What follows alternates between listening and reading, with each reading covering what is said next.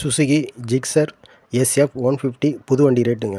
Engine CC 155 CC, torque வந்து 13.8 Nmங்க.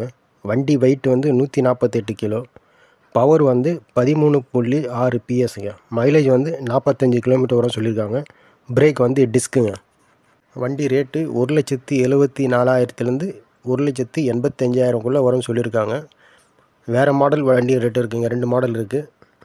Suzuki Gixxer SF 150 STD வந்து வண்டி ரேட்டு வந்து 1,73,678 ரூபா சொல்கிறாங்க.